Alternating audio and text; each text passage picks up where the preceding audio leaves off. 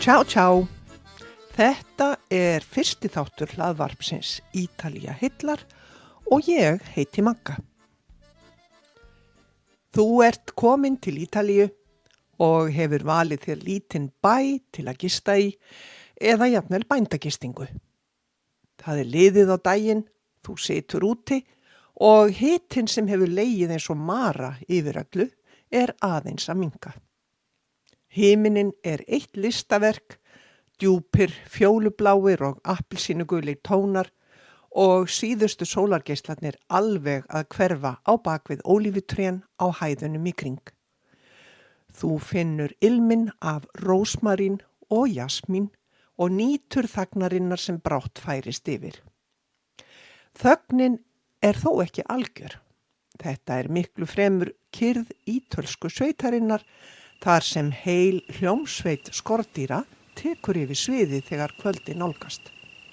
Kribburnar tísta af kappi og öðru hverju geltir hundur í fjarska. Ein eða jafnvel 2 moskítóflugur suða nálægt eyranu áður en þú veifar þeim frá þér. Þetta eru ljósaskiptin. Og ljósaskiptin á Ítalíu eru einn dásamlegasti tími dagsins. Þá líka upplagt að dreypa á glasi af dýrindi svíni frá nálægu héraði. Ítalíu ævintýrið mitt hófst í ágústmánuði fyrir allmörgum árum þegar 17 ára stelpuskott úr menntaskólanum við Hamrahlíð fór sem skiptinemi til ársdvalar á Ítalíu. Ég man eftir mér með 2 stórar ferðatöskur að kvöldi til á lestarstöð í Luxemburg þar sem ég beið eftir næturlest til Milano. Mín fyrsta reynsla af ferðalagi í lest. Í Milano átti ég að skipta lest eldsnemma næsta morgun og fara til Flórens. Þér að segja var þetta alveg svefnlaus nótt og ég horfði örvæntingar fullum augum í kringum mig á aðalestarstöðinni í Milano morgunin eftir þegar ég átti að finna rétta brautarpallinn fyrir lest til Flórens. Þetta var fyrir tíma internets og farsíma og einungis hægt að treysta á sjálfan sig. Þetta bjargaðist og nokkrum klukkutímum seinna stóð ég í 30 stiga hita og sól eins og álfur út úr hól fyrir framan ævintýralegu dómkirkjuna í Flórens, Santa Maria del Fiore, ásamt fleiri skiptinemum. Andstæðurnar gátu ekki verið meiri. Aðeins nokkrum dögum fyrr hafði ég lokið sumarstarfi á sveitabæ í Húnavarsýslu þar sem ég var símamær með meiru og þér að segja vissi ég ekkert Ítalíu, kunni ekki stakt orð í ítölsku og hafði ekki hugmynd að þetta væri byrjunin á löngu ástarsambandi við þetta einstaka land og þjóð.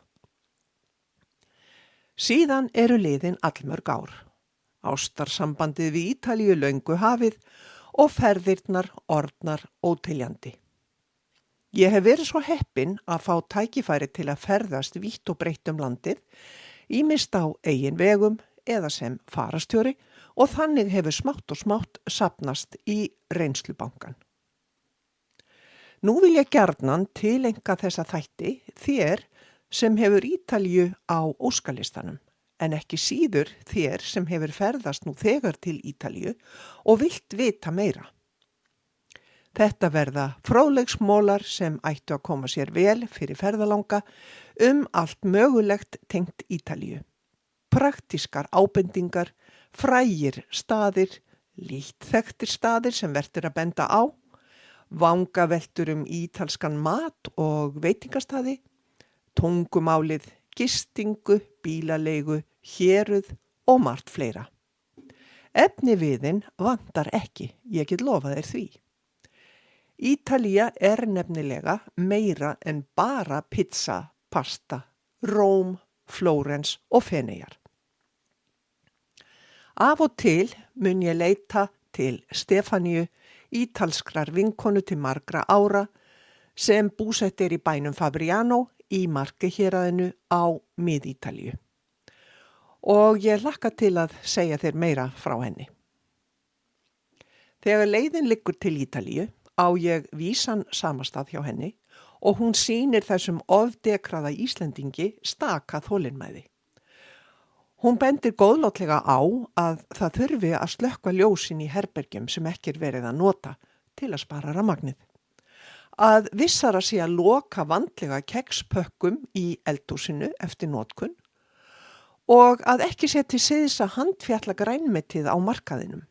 Já, og síðast en ekki síst að muna að slökkva á gasinu á eldavélinni. Hvað er það sem þú veltir helst fyrir þér ef þú ert að skipuleggja ferð til Ítalíu? Kannski hvert skal fara? Hvað á að skoða? Hvenær? Hversu lengi? Eins og þú náttúrulega veist byrja margir gjarnan á vinsælustu og frægustu stöðunum eins og Róm, Flórens og Feneyjum. Eða heimsækja Toskana héraðið á mið-Ítalíu sem er eitt af þekktustu og vinsælustu héruðum landsins.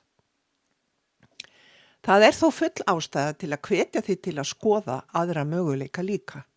Ekki síst þar sem túrisminn og ferðamannastraumurinn er orðin yfirgengilega mikill á þessum frægu stöðum, sérstaklega yfir hásumartíman. Kannski þarftu líka að hugsa þig vegna mikilla hita undanfarin sumur á Ítalíu. Ef ég ætti sjálf að velja, myndi ég hiklaust miða Ítalíuferðir við apríl, maí eða september, október, ekki síst borgarferðir, því hitinn getur bókstaflega verið lamandi yfir hásumartíman. Það er ekki að ástæðulausu að það slokknar nánast á bæjar- og borgarlífi á Ítalíu yfir miðjan daginn á sumrin.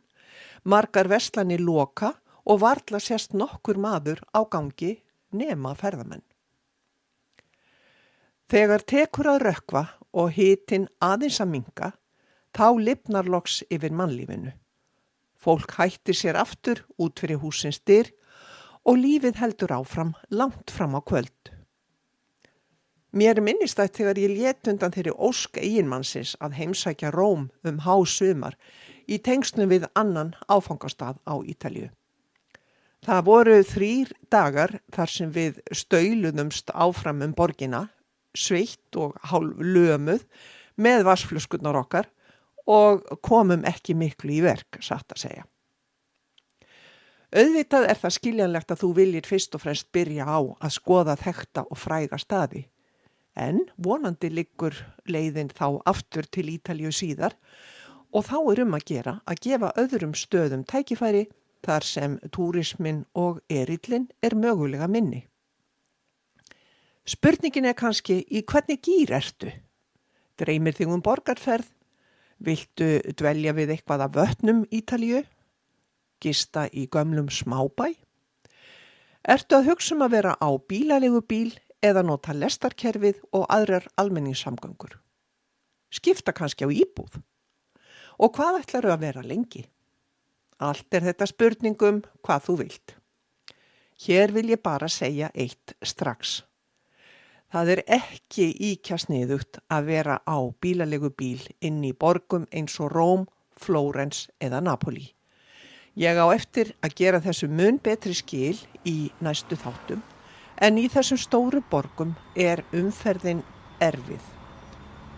Bílastæðamálin flókin og mögulega máttu eiga von á sektartilkynningum frá bílaleigunni löngu eftir að heim er komið af því að þú lagðir vitlaust.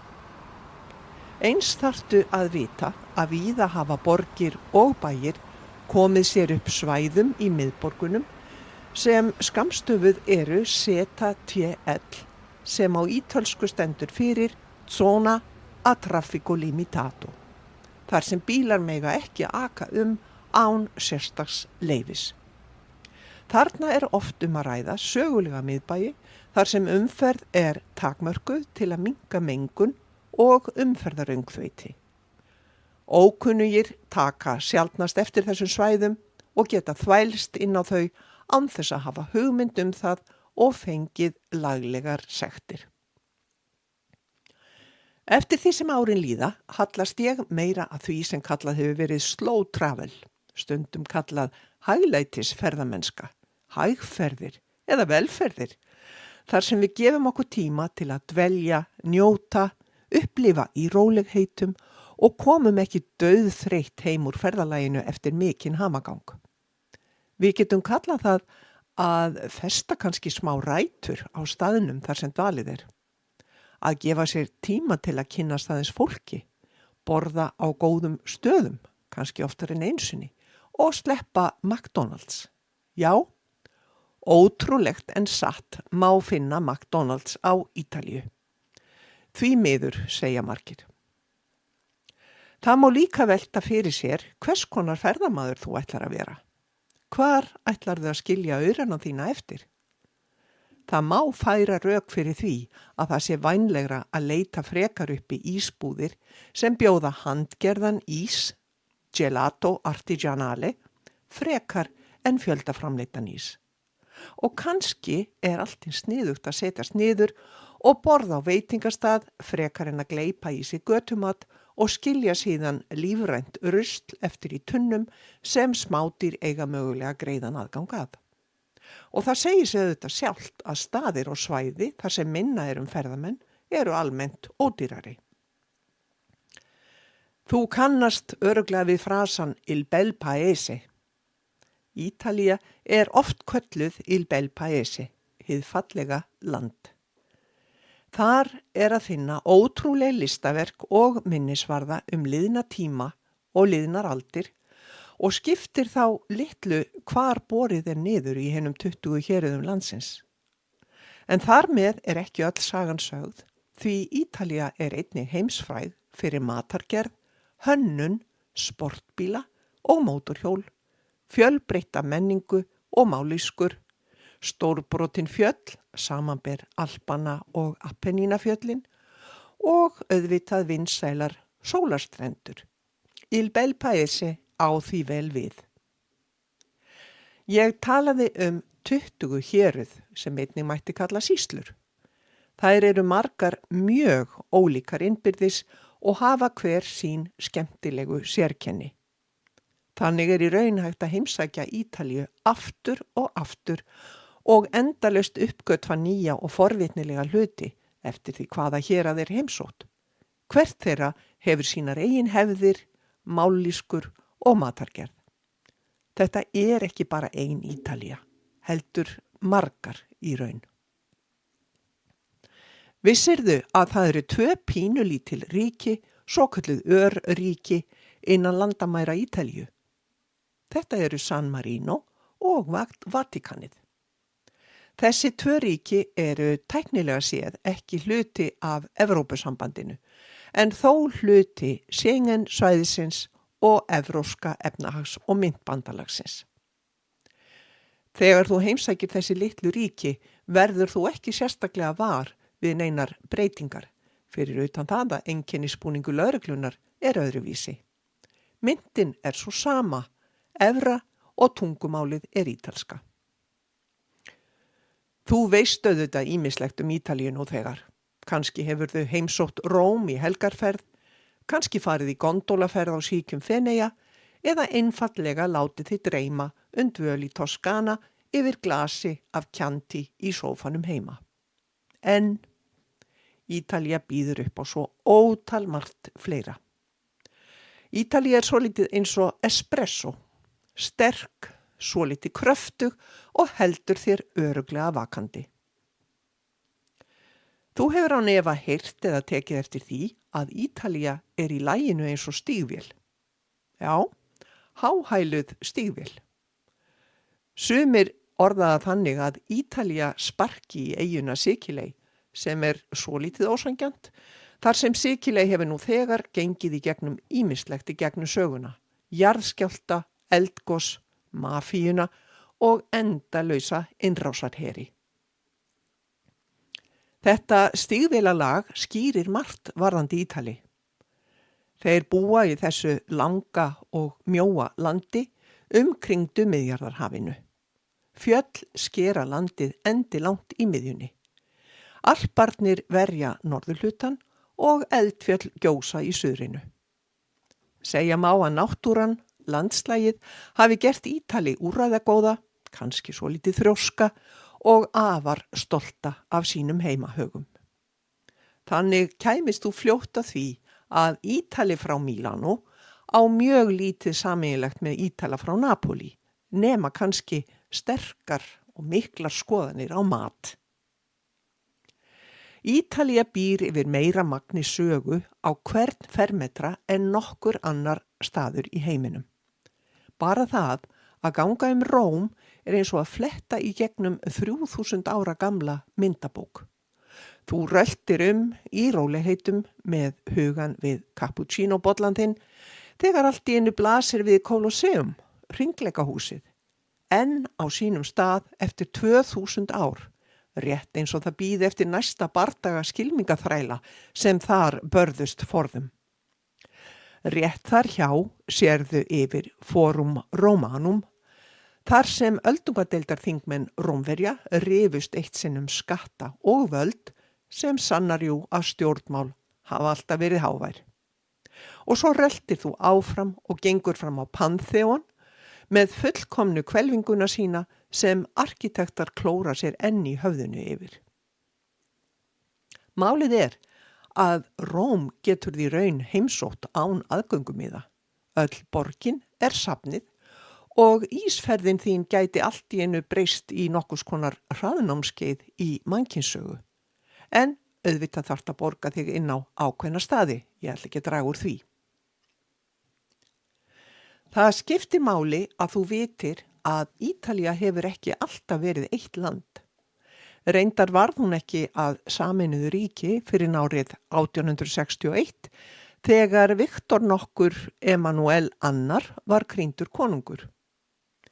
Það er jú ástæðan fyrir því að svo margar götur og breiðstræti heita í höfuðið á honum í mörgum borgum Ítalíu. Samanber Corso Vittorio Emanuele í Róm, Napoli, Milano og víðar. Fyrir þennan tíma, fyrir 1861, var Ítalía nokkurs konar bútasaumsteppi, nokkurs konar bútasaumur konungsríkja, hertogadæma, lýðvelda og páfaríkis. Þessi síðbúna sameining skýrir það hvers vegna Ítalir eru enn í dag svo bundnir heimabæjum sínum og héruðum. Þeir geta með glöðu geði rifist tímanu saman það hvor ólífuolían sé betri eða hvort það megi yfir höfuð bera spagetti fram með kjúklingi. Svarið er, svo það sé á hreinu, afdráttarlaust nei. Og sagan er ekki bara eitthvað sem við sjáum á söfnum, hún er hluti af daglegu lífi. Ítalir búa innan ævafornar rústir, kirkjur, kastala og hellulögð stræti sem eru 100 stundum 1000 ára gamlar. En tölum nú Ítalina sjálfa. Staðalímyndir eru varasamar en stundum líka svolítið sannar. Að minnsta einhverju leyti. Já, Ítalir tala mikið með höndunum. Já, þeir hafa brennandi áhuga á mat, fjölskyldu og fótbolta. En Ítalir eru líka meistarar í að njóta lítilla gleðistunda lífsins. Þegar þú kemur til Ítalíu, tekur þau trúlega fljótt eftir hversu Ítalir hugsa mikið fegurð. Og þá á ég ekki bara við Davíð eftir Michelangelo eða Sixtínsku kapelluna. Ég á við fegurð í sjálfu hversdagslífinu. Farðu til dæmis í göngutúr matarmarkað á Ítalíu. Tómötunum er ekki bara hent í kassa, þeim er raðað í snirtilega litla píramíta eins og tilstandi að ljósmynda þá í bak og fyrir. Cappuccino-bollinn þinn kemur ekki bara með mjólkurfroðu, hann kemur með litlu hjarta eða fallegum snúningi ofan á. Og jafnvel ósköp venjuleg amma á leið í bakaríið. Hún setur oft á sig varalit og hælaskó, því á Ítalíu sýnir maður alltaf sitt besta andlit. Það er meira að segja til orðatiltæki yfir þetta, bella figura. Það þýðir bókstaflega falleg ásýnd eða það að taka sér vel út, en snýst í raun að lifa með þokka, stíl og reisn. Og þetta takmarkast ekki bara við fólk. Ítalskir bæir eru hannaðir með fegurð í huga. Hvers vegna að byggja sjávarþorp á flatlendi þegar hægt að staðsetja það á áhrifamikinn hátt á kletti með útsýni við grænblátt hafið, samanber Cinque Terre. Jafnvel hæðirnar í Toskana líta út fyrir að einhver hafi farið yfir þær með risastórum pensli og raðað saman vínekrum og ólífutrjálundum svo útkoman verður dásamleg. Og þessi ást á fegurð heldur áfram í nútímanum.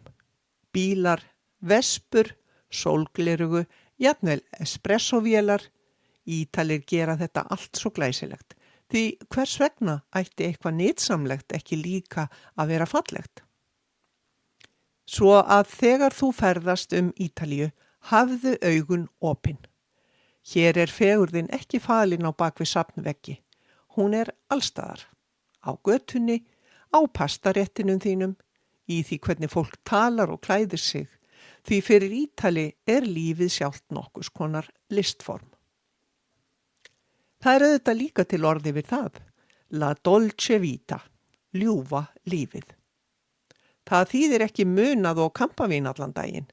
Það þýðir að kunna að njóta augnabliksins. Fullkomin espresso. Göngutúr í kvöldgólinni. Sunnudags hádegisverður með fjölskyldunni sem stendur í 5 klukkustundir. En Ítalir eru líka raunsægir, ójá. Þeir sveigja og beygja reglurnar þegar þörf krefur, spinna upp lausnir og láta hlutina einhvern veginn ganga upp, oft á síðustu stundu. Ef þú horfir á umferðina á Ítalíu og gangbrautir, þá eiga bílarnir tæknilega séð að stoppa. En í raun og veru hægja margir ökumenn nógu mikið á sér til að ná augnsambandi við þig sem býður við gangbrautina og semur svo við þig. Ætlarðu yfir eða ekki? Bílastæði eru svo sér kapítuli, einkum í stærri borgum. Ef stæði næstum því nógu stórt, mun Ítali trúlega koma Fiatinum sínum fyrir, jafnvel þó það þýði að ýta lauslega við bílunum fyrir framan og aftan. Og þeir víla það ekkert fyrir sér að leggja tvöfalt með varúðarljósin blikkandi. Það fullkomlega ásættanlegt fyrir til dæmis snöggan espresso. Ítalía fræg fyrir skriffinsku, en líka fyrir skapandi lausnir. Einhver skrifstofa eða stofnun gæti krafist 12 stimpla og undirskrifta, en ef þú vingjarnlegur við afgreiðslumannin, finnst mögulega allt í einu leið til að flýta fyrir málum. Algeng setning hjá Ítölum si può fare, sem þýðir þetta hægt, en það má hins vegar túlka á þá leið að opinbera reglan segi nei, en við skulum sjá hvernig við getum komist fram hjá henni. Þorpshátíðir af ýmsu tagi teygja oft á leyfilegum tímasetningum. Þannig mögulega flugeldasýning á miðnætti á torginu sem tæknilega séð brot á lögum háaða, en allur bærinn mætir samt. Svona mætti lengi telja. Ítalir komast í gegnum ótalmargt með sköpunargleði af vopni og ríflegan skammt af kímnigáfu.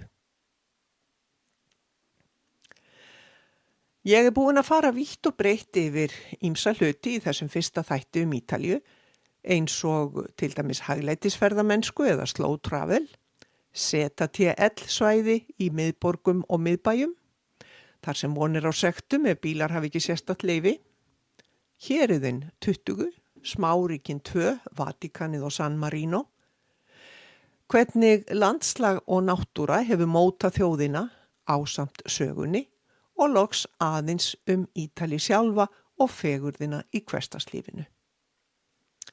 Í næsta þætti held ég áfram með stóru myndina. Ég ætla þar að ræða aðeins matarmenningu og kaffi, umferðarmenningu, spjalla aðeins tungumálið ítölskuna, listina og fegurðina, taktinn í daglegu lífi, samgöngur og hluti sem kunna að koma ferðamönnum á óvart. Ítalía umbunar þeim sem ferðast hægt. Hún hvetur þig til að staldra við, skynja, smakka og hlusta. Og það eitthvað sem mörg okkar, sérstaklega í okkar annarsama lífi, þurfum sannarlega á að halda. Ciao, ciao, a presto!